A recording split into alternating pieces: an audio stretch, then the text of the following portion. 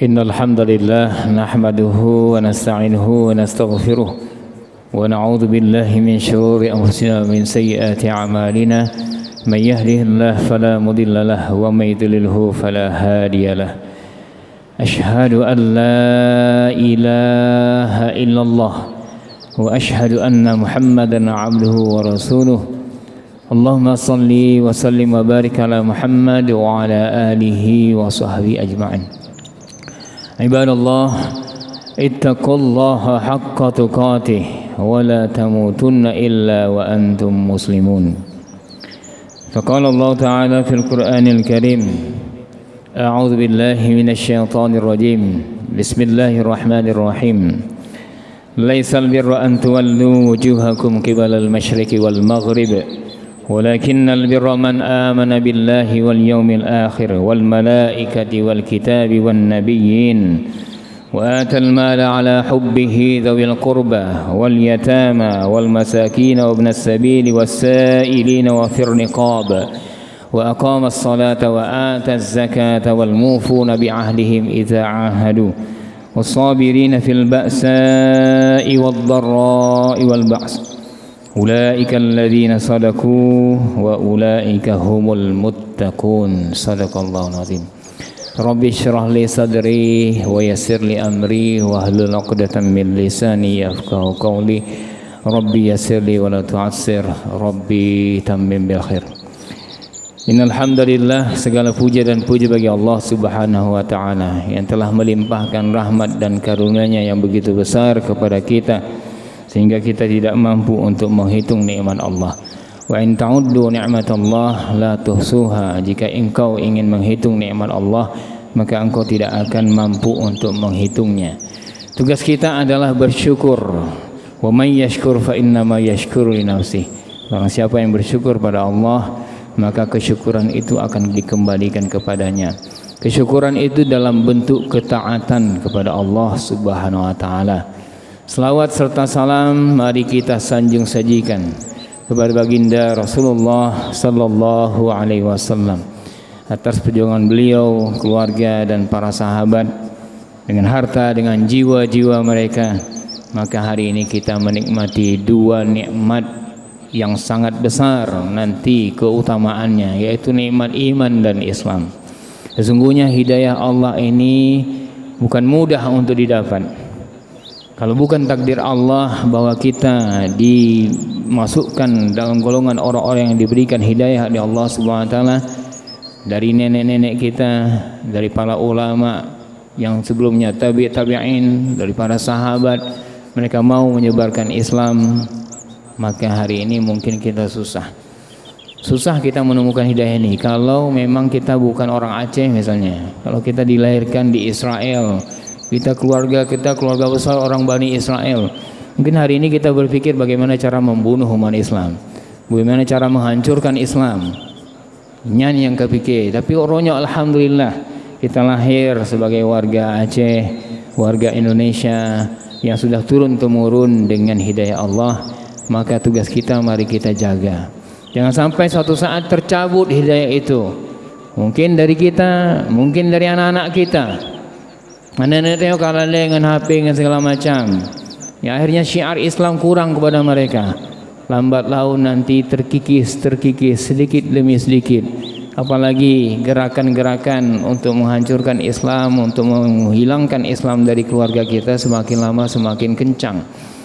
Akhirnya nanti kita temukan ternyata Aceh hilang Islam. Mungkinkah Aceh hilang Islam? Sangat memungkinkan kalau memang kita tidak menjaganya. Betapa Spanyol dulu 700 tahun, 7 abad Islam berjaya di sana, tapi kemudian terkikis dan tidak punya sisa sedikit pun. Bekasnya hanya ada pada bangunan. Ketika umat Islam mungkin ke Granada, ke wilayah-wilayah itu, kita harus menangis. Karena memang melihat bagaimana pernah berjayanya 700 tahun. Nah itu untuk Aceh, apakah bisa kemungkinan hilang Islam dari Aceh? Sangat memungkinkan. Oleh karena mari kita jaga Bapak Ibu. Kita jaga Islam ini dalam diri kita, kita jaga dalam keluarga kita. Sidang jamaah Jumat dirahmati Allah SWT. Ayat yang kita bacakan tadi sebagai sebuah peringatan bagi saya dan juga bagi kita semua. Allah Subhanahu wa taala mengatakan dalam surah Al-Baqarah ayat 177, di mana Allah katakan, a'udzubillahi minasyaitonir rajim, laisal birru an tuwallu wujuhakum qibalal masyriqi wal maghrib. Kata Allah, kebajikan itu bukanlah menghadapkan wajahmu ke arah timur dan barat, tetapi apa kebajikan itu? Walakinnal birra man amana billah wal yaumil akhir wal malaikati wal kitabi wan nabiyyin. Tetapi kebaikan itu adalah orang-orang yang beriman kepada Allah, tentunya dengan sebenar-benar iman. Iman yang benar adalah ketika dia diyakini dengan hati, diucapkan dengan lidah, dan dibuktikan dengan amal. Orang yang belum mampu membuktikan dengan amalnya masih belum disebut sebagai orang yang beriman. Misal selalu kita contoh adalah salat subuh berjamaah. Orang yang belum mampu salat subuh berjamaah menandakan imannya keropos, nyan manteng na masalah. Dia faham salat subuh itu berjamaah tuntunan Rasulullah. Dia faham bahwa ciri-ciri munafik adalah orang-orang yang tidak sanggup salat subuh berjamaah. Dia faham bahwa malaikat akan menilai di salat subuh itu dua tim sekaligus hadir, tim malaikat pencatat amal siang dan amal malam bertemu di waktu subuh. Dia tahu bahwa keberkahan begitu besar sekali waktu subuh, tapi mandang denget nyan kasib horonyo. Bagi mereka-mereka yang masih tertidur di waktu subuh, buktikan bahwa besok sudah tidak lagi. Berikhtiarlah. Ikhtiar, kita punya jam, kita punya alarm, dan itu salah satu tuntunan daripada ayat ini juga. Wa iqamas shalah, mereka mendirikan salat. Sidang jamaah Jumat dirahmati Allah Subhanahu wa taala, mereka yang percaya kepada Allah, beriman kepada hari akhir dan malaikat dan juga kitab-kitab dan para nabi. Wa atal mala ala hubbihi dzawil qurba wal yatama wal masakin wa ibnas sabil. Kemudian orang-orang yang mereka memberikan harta yang dicintainya kepada kerabat, kepada anak-anak yatim, kepada orang-orang miskin, kepada orang-orang dalam perjalanan, wasailina wa fir riqab, yaitu kepada orang-orang yang meminta, dan juga kepada orang-orang yang hamba, memerdekakan hamba sahaya. Kemudian wa aqamas shalah, mereka mendirikan salat. Wa ataz zakah, mereka juga membayar zakat, menunaikan zakat. Wal mufuna bi ahdihim idza ahadu, dan orang-orang yang menepati janji apabila dia berjanji. Was-sabirina fil ba'sa'i wad-dharra'i wal ba's, kemudian orang-orang yang sabar dalam kemelaratan, penderitaan dan juga peperangan. Siapakah mereka ini? Kata Allah, ulaikal ladzina shadaku wa ulaika humul muttaqun. Mereka adalah orang-orang yang benar dan mereka itulah adalah orang-orang yang bertakwa. Sidang jamaah Jumat dirahmati Allah Subhanahu wa taala, banyak tentang ayat-ayat menunjukkan tentang ketakwaan pada diri seseorang yang harus dimiliki. Minimal di ayat ini kita melihat ada karakteristik yang kita harus miliki. Di sini seakan-akan ada gabungan antara rukun iman dan rukun Islam, yaitu antara gabungan kita percaya pada Allah, percaya pada Nabi, percaya pada kitab. Kita umat Islam insya Allah tidak punya masalah apapun untuk mempercayai Nabi Isa itu Nabi kita. Hanya masalah, dan bahkan rukun iman kita akan bermasalah jika kita tidak mengakui Nabi Isa sebagai Nabi kita. Bungeh tak kawak Kristen? Ibu tak kun han kamu akui Isa sebagai Nabi hanjut. Bungeh tak ke awak Israel, han tak akui Nabi Sulaiman, han tak akui Nabi Daud, tak boleh. Ya, Nabi Musa. Wajib, kita wajib meyakini mereka. Dan juga kitab-kitab yang diturunkan kepada mereka. Kitab Taurat, kita yakini itu. Kemudian kitab Zabur, kitab Injil. Tapi orang itu tidak seperti kita. Mereka tidak mengakui Nabi Muhammad sebagai Nabi mereka, padahal Nabi Muhammad sebagai penghulu para Nabi. Mana bukti? Bukti ketika beliau Isra Mi'raj, beliau singgah di Baitul Maqdis, beliau memimpin salat kepada ruh seluruh Nabi yang pernah diturunkan di bumi. Itu pengakuan, dan itu hanya sekali terjadi. Semua ruh para nabi salat di belakang baginda Rasulullah sallallahu alaihi wasallam. Seluruhnya yang kita tidak hafal. Yang mungkin kita hafal 25-an, lebih banyak. Nah, sidang jamaah yang dirahmati Allah Subhanahu wa taala. Mereka tidak. Apakah mereka percaya dengan Quran kita? Sebahagian bahkan mereka merobek-robek Quran kita.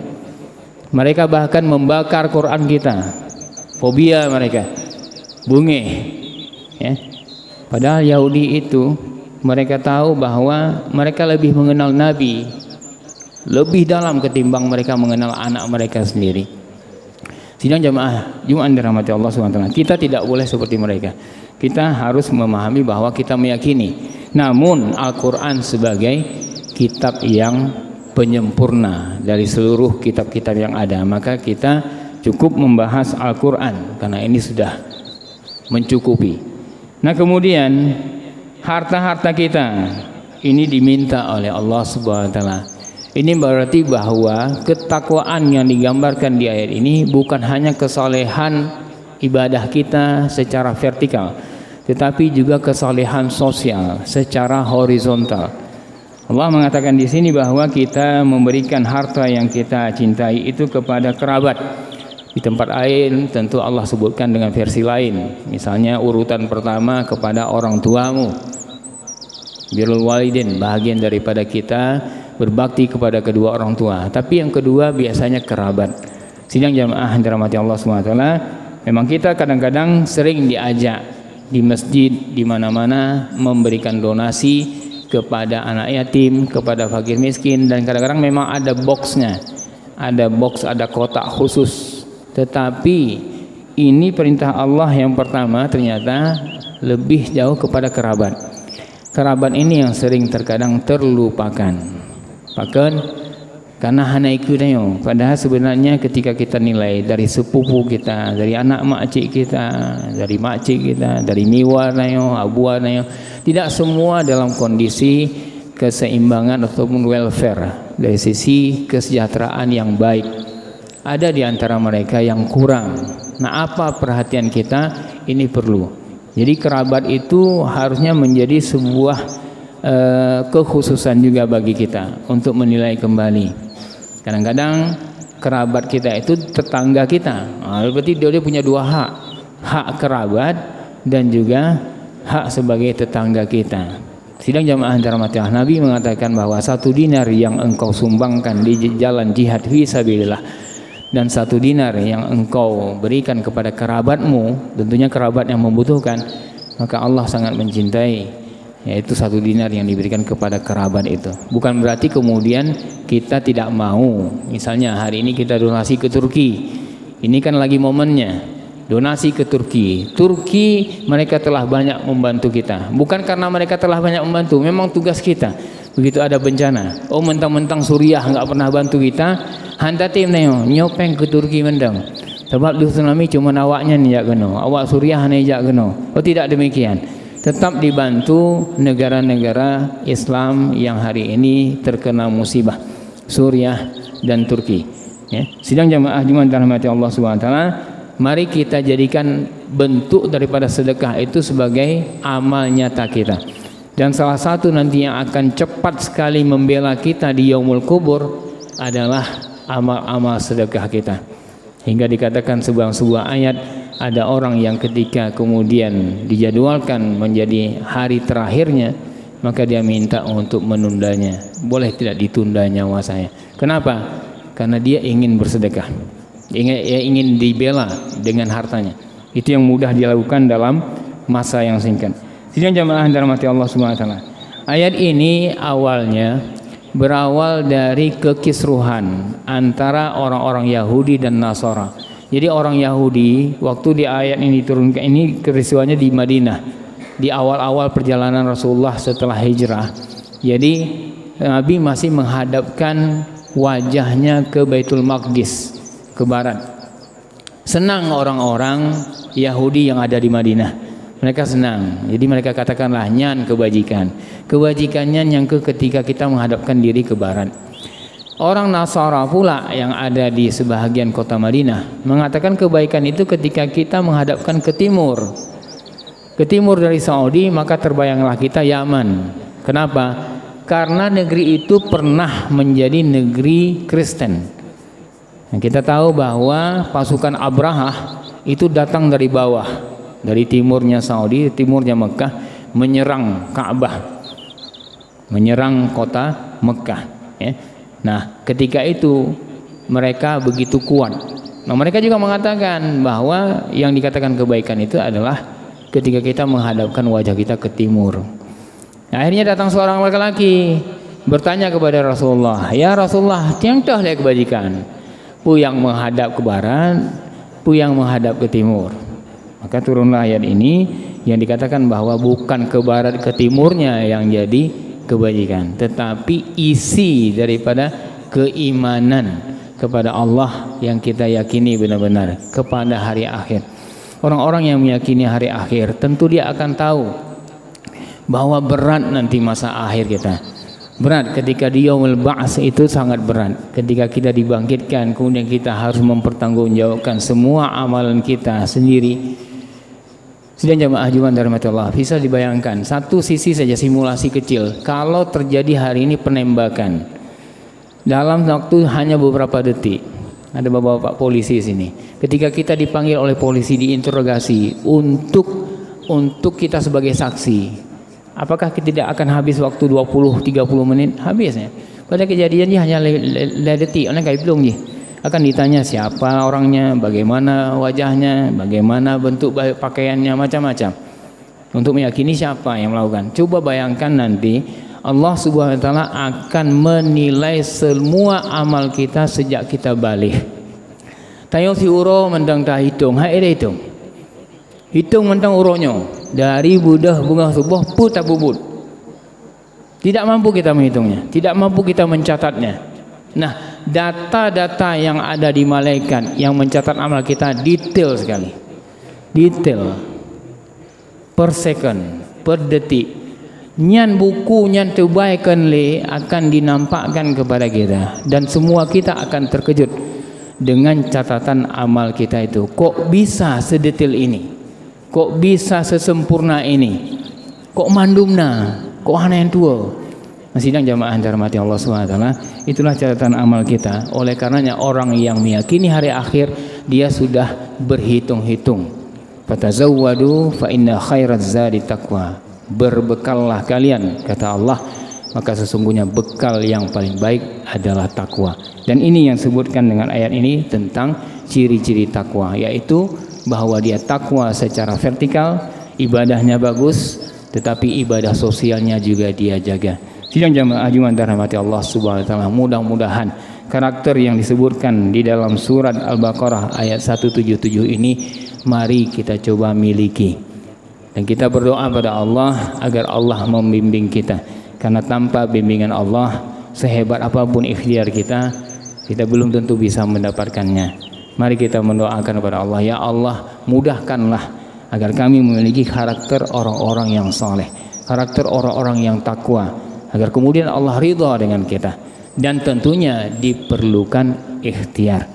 Sidang jamaah Jumat dirahmati Allah, mudah-mudahan ada faedahnya. Barakallahu li wa lakum fil Qur'anil azim wa nafa'ani wa iyyakum bima fihi minal ayati wa dzikril hakim wa taqabbala minni wa minkum tilawatahu innahu huwal ghafurur rahim.